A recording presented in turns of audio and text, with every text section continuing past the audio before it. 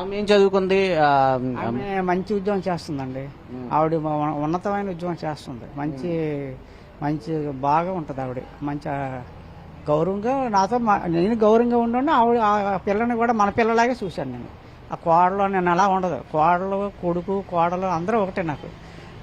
అల్లుడు అంటే మన కొడుకుతో సమానం, కొడుకు అంటే కొడుకే, కోడలు అంటే మన పిల్లతో సమానం. ఆ పిల్ల కూడా మన పిల్లలాగే కదా. నేను ఇప్పుడు గౌరవంగా ఆ పిల్లని చూశాను, మా పిల్లలకి చూశాను.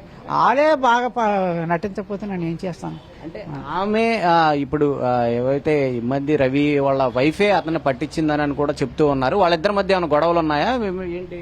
అంతవరకు నాకు తెలియదండి. కాకపోతే గొడవ పడ్డాము, మీరు రండి మామయ్య గారు అని ఫోన్ చేసింది. అమ్మ గొడవలు సాధారణంగా వస్తాయి, చిన్న చిన్న గొడవలు, మీరు సర్దుకోండి అంటే మీరు రండి అన్నది. నేను కళ్ళుకి ఆపరేషన్ చేసుకున్నామ్మా, ఇదొకసారి చేశారు కళ్ళు 2 ఆపరేషన్ చేశాను, మందులు కొడుతున్నాను, నాకు ఇప్పటికే రోగాలు ఉన్నాయి, తిన్నంత తినలేదు, నీకు తెలుసు కదా, నేను రాలేను, ఇక్కడి నుంచి చెప్తాను వినండి. నేను అక్కడికి వచ్చి నేను ఎంత కష్టపడి వచ్చి అక్కడికి వచ్చినా నీకు అదే చెప్పాలా. నువ్వు ఏనవో ఆడు ఏనవో నన్ను బాధపడటం తప్ప, నా శ్రమ పోవడం తప్ప ఏమీ లేదు. ఏదో మీరు మాట్లాడుకొని మంచిగా ఏదో ఉండండి, జీవితం అంతా బతకాలి కదా బతుకు. అందులో పిల్ల ఉంది, చుక్కలాంటి పిల్ల ఉందండి. మా మనవరాలు చూస్తే ఎంత బాగుంటుందో తెలుసండి, చాలా బాగుంటుంది. అంత అలాంటి పిల్లని మరి ఇద్దరు ఇలా ఇడిపోతే ఆ పిల్ల పోతే ఏమన్నా ఉండే కదా. మంచో చెడ్డో పెళ్లి చేసుకున్న తర్వాత తప్పదు కదా, ఉండాలి.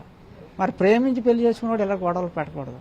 ఏదో సమస్య వస్తుంది, సమస్యను పరిష్కారం ఎంత చదువుకున్నారు కదా, చదువుకున్నారు, ఉద్యోగాలు చేస్తుంది. ఆ పిల్ల కూడా అనవసరంగా అంటే ఇప్పుడు మన ఇంటికి వచ్చిన లేబర్ని కానీ పని మనిషిని కానీ ఏమనంటే ఊరుకోదు. ఆవిడ మంచి ర్యాంకులో ఉంది, ఆవిడ అంటే ఊరుకుంటుందా లేబర్? ఇప్పుడు